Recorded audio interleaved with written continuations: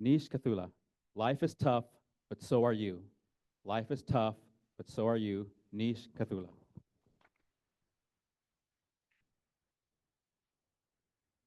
You, me, and everyone else's life in this room is extremely beautiful. So extreme that it shows you its dual nature.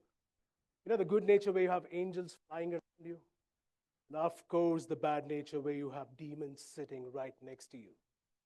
And when it shows you this bad nature, it beats you black and blue. It throws in a jab at you, knocks you down, and pushes you into a dusty dungeon. Mr. Contest Chair and my lovely audience, raise your hands if you ever felt the bad nature of life. I'm not kidding, but that number seems to be less than mine because I felt the first blow of my life when I was in my 8th grade.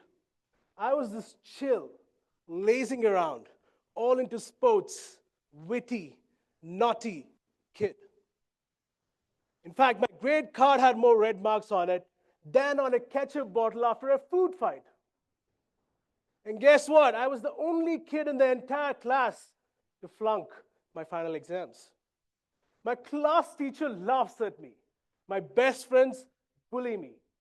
My crush, who never gave me any attention, all of a sudden starts noticing me.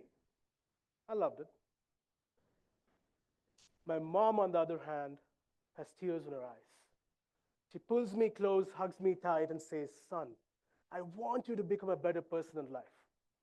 Now, life beats me black and blue, but this time it throws in a hook at me, knocks me down, and pushes me into that dusty dungeon. Now, unlike other dungeons, this one was massive, was gigantic, and guess what? It was disgusting. Assuming this room is the size of the dungeon, I was just a tiny little ant on the floor. A ray of light streaked inside and showed me a rope that came all the way down and was tied to my legs. It was pitch dark inside. There was no food, there was no water. I was damn hungry. And guess what? I was one hell of a courage, the cowardly dog in there. I freed myself up and looked around frantically, and I could not see anyone. I started shouting, "Hello! Anyone there? Hello! Anyone there?" All I could hear was my own echo. I looked around even more frantically until I saw a dim candle light. I marched straight towards it, and there I see him, a majestic monk, meditating. I asked him the straight question, "Could you please let me out of this dungeon?" He looks at me, smiles at me, and says, "Son, you see the rope right there? Well, unfortunately, that's your only way out. Get to that rope and get out of this dungeon." He answered so coolly as though he was warning me to take an elevator, except for the fact that was a mile-long rope. But for some reason, he seemed to be reading my mind, because at that precise moment, he said, "Life is tough, my son, but so are you. Get to that rope and get out of this dungeon." That instilled some courage in me. I straightaway headed towards that rope, and inch by inch, it took me weeks, but I somehow rose above that dusty dungeon, and I made it to the surface. I started studying hard, very hard. I aced my 10th. I aced my 12th. I got into the top university. I topped my batch. Life was best time it was the best time of my life. It was free flowing. It was the time I had to give my very first interview of my life to a company that I've always dreamt of working for. I loved that company so much that I spent all my money, sorry, dad's money, to travel from one city to another city just to give that interview. With high hopes and expectations, I was determined, I was dynamic, I was enthusiastic, I was courageous, I was confident. And guess what? Got rejected. My very first interview of my life was a straight reject on my face. Now, life beats me black and blue, but this time it throws in an uppercut at me, breaks my jaw, knocks me down, pushes me back into that dusty dungeon. Now, surprisingly, the dungeon doubled in its size. The rope doubled in its length. The monk and his spot were the same. I freed myself up, rushed straight towards him, and asked him the same question. "Could you please let me out of this dungeon?" He looks at me, smiles at me, and says, "Son, you see the rope right there? Get to the rope and get out of this dungeon. But this time, I got angry at him. I yelled at him. Do you have any bit of wisdom left in you? Why do you keep answering me with the same response again and again?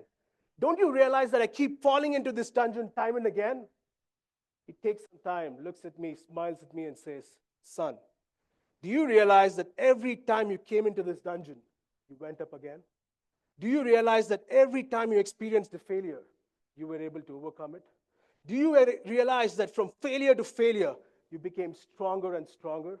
And more importantly, son, do you realize that you mastered the art of climbing that rope? Life is tough, my son, but so are you. Get to that rope and get out of this dungeon. Tears rolled down my eyes. His words shook my heart. I straightaway headed towards that rope, and inch by inch, but this time it took me months, but I somehow rose above the dusty dungeon and I made it to the surface. And friends, today I speak to you as an architect, as a construction technologist, as a person who's able to confidently voice his opinions in front of such a lovely audience like you guys. And more importantly, as a person who's mastered the art of climbing that rope, come what may. Ladies and gentlemen, no matter how rich you are, how strong you are, how powerful you are, sometimes life will show you this bad nature. It will beat you black and blue.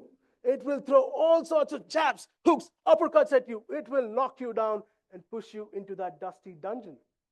All I want you to understand is that the monk inside that dungeon is your mind that's secretly praying for you, that's secretly rooting for you, that's secretly wanting you to understand that life is tough, but so are you. Get to that rope and get out of your own dungeons. Contest.